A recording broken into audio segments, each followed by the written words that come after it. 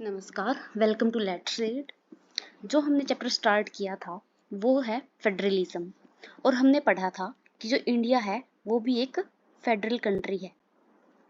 अब इंडिया एक federal country क्यों है, किस तरह से जो पावर है उसको शेयर किया जाता है, कैसी यहाँ की लिंग्विस्टिक पॉलिसी है, इन टॉपिक्स के बारे में पढ़ेंगे।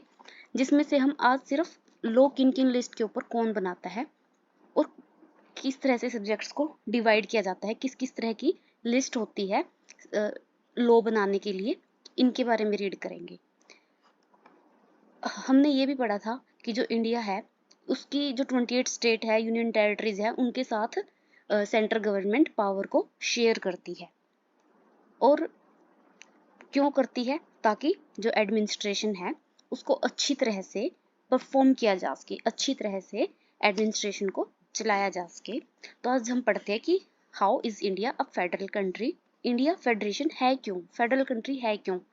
हमें पता है कि जो इंडिया है 15 अगस्त 1947 को इंडिपेंडेंट होती है, जहां पर दो नई कंट्रीज का जन्म हुआ था, एक इंडिया और एक पाकिस्तान। पाकिस्तान 14 अगस्त को ही इंडिपेंडेंस उसको मिल जाती है।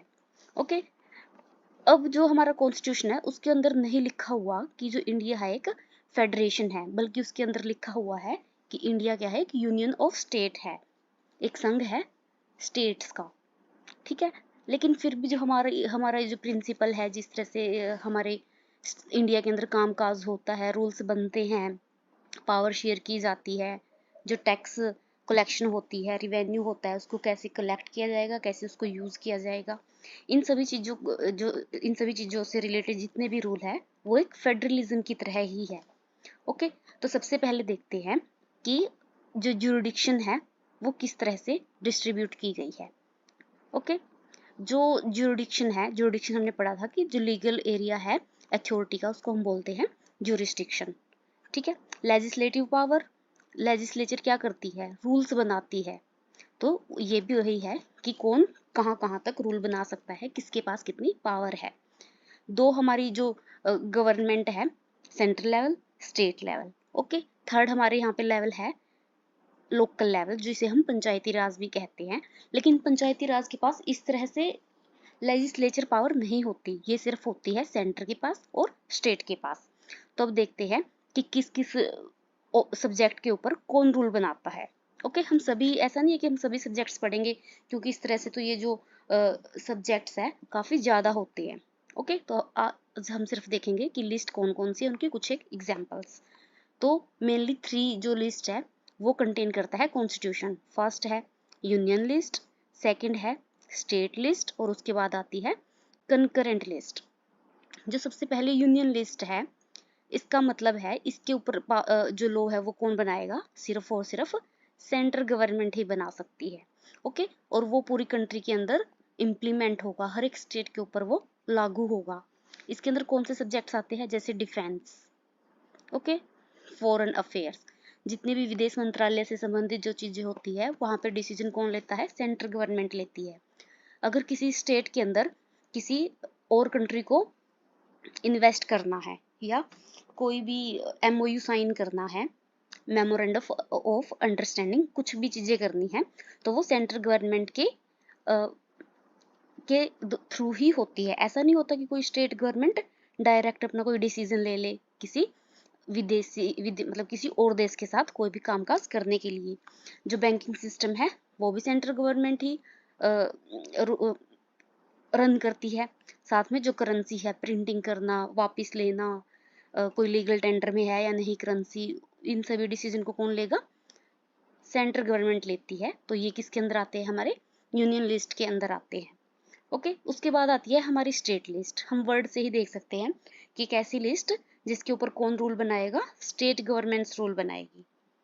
ठीक है, और इसके अंदर भी कई तरह के सब्जेक्ट होते हैं, जैसे पुलिस है, ट्रेड है, एग्रीकल्चर कृषि से संबंधित, इरिगेशन है, खेती से संबंधित, कई तरह के रूल जो है यूनियन लिस्ट के अंदर भी आते हैं इसमें से। लेकिन जो ज्यादातर जो हिस्सा है, जो ज्यादातर रूल रेगुलेशन है एग्रीकल्चर और इरिगेशन के बारे में, वो स्टेट लिस्ट के अंदर ही आते हैं।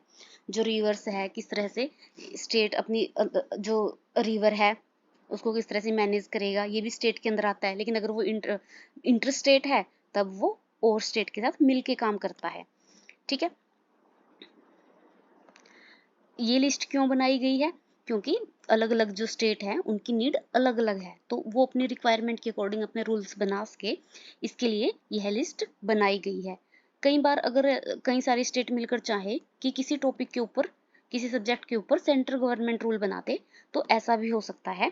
उनको वो जो स्टेट है आपस में मिलके जो राज्यसभा के अंदर एक बिल पेश करवाया जाता है स्टेट्स की सहमति के द्वारा। ओके, तो कुछ ऐसा सिस्टम भी होता है, लेकिन अभी हम उस पर नहीं जाएंगे।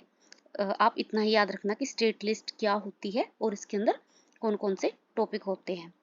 उसके बाद है कंकरेंट लिस्ट, एक ऐसी लिस्ट जिसके ऊपर दोनों रूल्स बना सकते हैं, सेंटर भी और स्टेट भी। लेकिन अगर सेंटर रूल बना देती है, सेंट्रल गवर्नमेंट रूल बना देती है, तो वही अवॉइड किया जाएगा, उसी को लागू किया जाएगा। फिर जो स्टेट के द्वारा अगर कोई रूल लेके आया गया है, कोई एक्ट लेके आया गया है, वो लागू नहीं होगा। इसके अंदर आते हैं जैसे एडॉप्शन, सक्सेशन, मैरिज। ठीक है, एक फोर्थ काइंड की लिस्ट भी है जिसको हम बोलते हैं रेजिड्यूरी सब्जेक्ट्स। ऐसे सब्जेक्ट जो कॉन्स्टिट्यूशन बनने के बाद नई जो चीजें हुई हमारी कंट्री के अंदर, उनसे रिलेटेड जो इशू है उनके ऊपर कौन रूल बनाएगा, उसके ऊपर रूल बनाती है सेंट्रल गवर्नमेंट। अब जैसे जब हमारा कॉन्स्टिट्यूशन बना था 1949 में, आपको पता होगा कि 26 नवंबर 1949 में जो हमारा कॉन्स्टिट्यूशन है वो बन गया था, और 26 जनवरी 1950 को इसको क्या किया गया था, लागू किया गया था। लेकिन उस टाइम ना ही तो कंप्यूटर था, ना ही सॉफ्टवेयर्स थे, इंटरनेट नहीं था, आजकल की तरह मेटावर्स और जो भी मल्टीवर्स जैसी जो चीजें हैं वो नहीं थी। ओके, तो इनके ऊपर जो रूल रेगुलेशन है वो कौन लेकर आता है, सेंट्रल गवर्नमेंट लेकर आती है, और ये भी पूरी कंट्री के ऊपर, हर एक स्टेट के ऊपर लागू किए जाते हैं। आपको पता ही है कि उस टाइम जैसे इलेक्ट्रॉनिक व्हीकल्स नहीं होते थे, कई तरह की जो इंडस्ट्रीज है जो आज है, लाइट व्हीकल इंडस्ट्रीज, वो नहीं होती थी।